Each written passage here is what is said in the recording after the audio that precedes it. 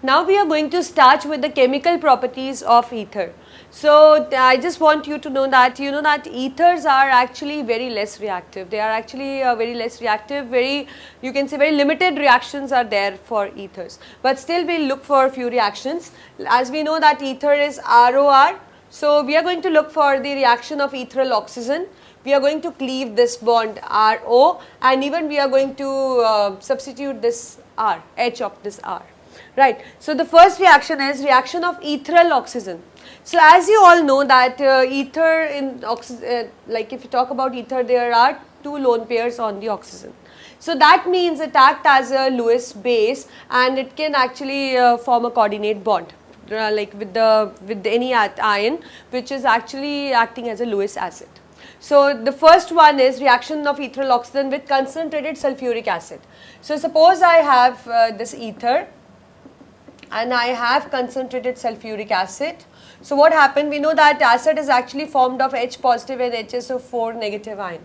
So what happened? It reacts in the way that it forms, like this lone pair is actually donated to this hydrogen ion, this thing, right, and it forms a compound like this, that is an intermediate.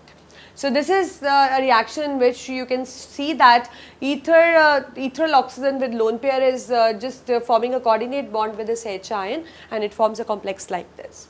Second is with air. So if you have an ether, I'll take an example here. Suppose I have this ether, I'm going to react with air.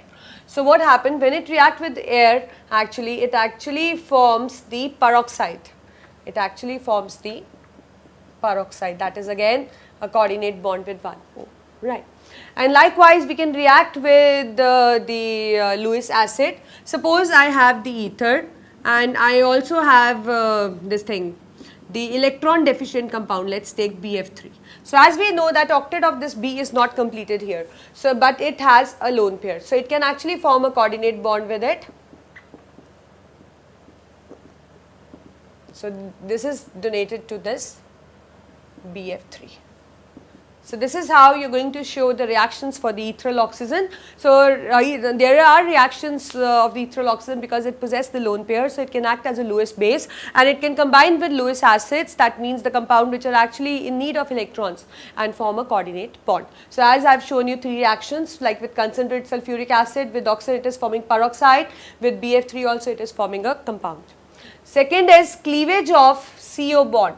Reactions involving cleavage of CO bond. Suppose I have ether ROR, I am going to react it with halogen acid. Let us take an halogen acid HI because it is highly reactive. So what happened?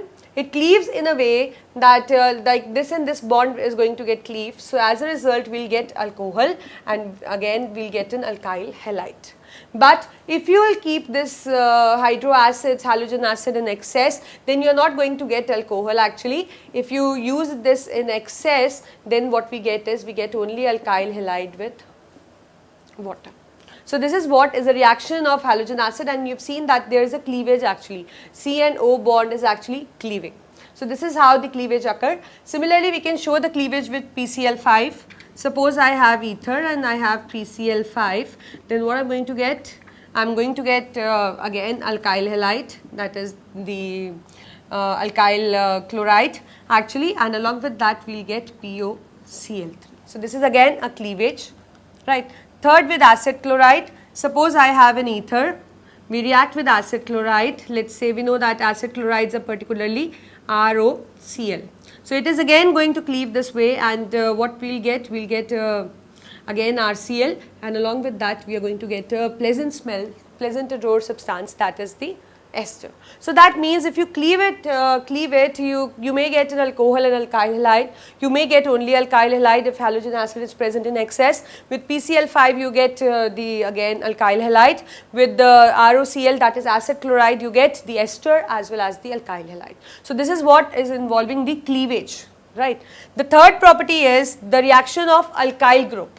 So reaction of alkyl group, as you know that, suppose I will take an example of ether. Suppose this is my ether. I am going to carry out the halogenation. Let us say that we are going to carry out the chlorination, and it is occurring in dark. So we know that like if I write an open structure, it is particularly like this.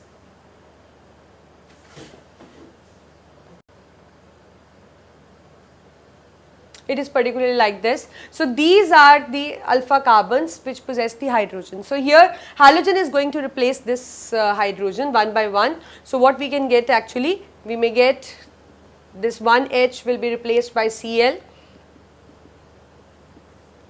and likewise you will get chlorine substituted compounds. And if I use this in excess, then these all H may replaced by chlorine. For example, if I use the Cl2 in excess, approximately 10 Cl is used.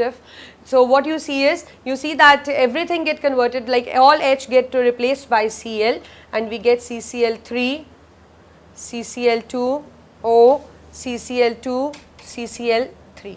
So that means everything is just replaced by the Cl. So these are what the chemical properties of the ether. The one involving the ethyl oxygen, where you have seen that you get the coordinate bond formation. With CO cleavage, you see that you get different compounds, like with halogen acid you got alkyl halide and alcohol, and if it is in excess you may get only alkyl halide, and here halogen acid which you prefer is HI or HBr because they are only reactive. And the next is PCl5, you get RCl with POCl3. With acid chloride also you will get alkyl halide with ester, and with the reaction of alkyl group involves the halogenation, which I have shown you the chlorination, in which hydrogen is actually replaced by the halogen, and it occurs step by step, but if you use this in excess, so all hydrogen may get replaced by the Cl. So these are all about the chemical properties of the ether.